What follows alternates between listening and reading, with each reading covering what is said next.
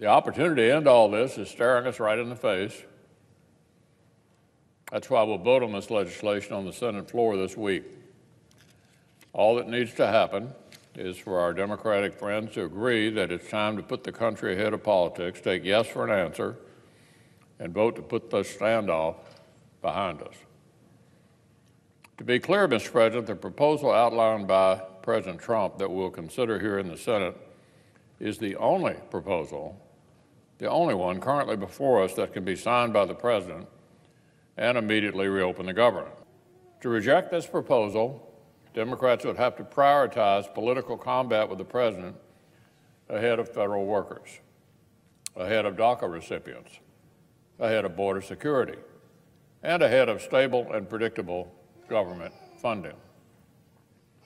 Is that really a price that Democrats want to pay to prolong this episode, which they say they want to be over and done with?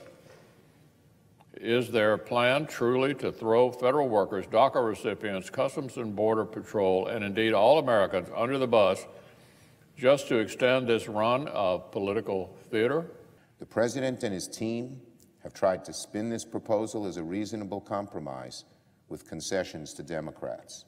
That defies credulity. Nothing could be further from the truth. There were no serious negotiations with Democratic leaders or any Democrat to produce this proposal. Let me say that again. There were no serious negotiations with Democratic leaders or any Democrat to produce this proposal. The President didn't ask what Democrats needed in a bill to achieve our support.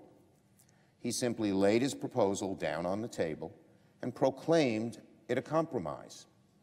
You can't have a compromise when one side declares, this is what we want and this is what you want.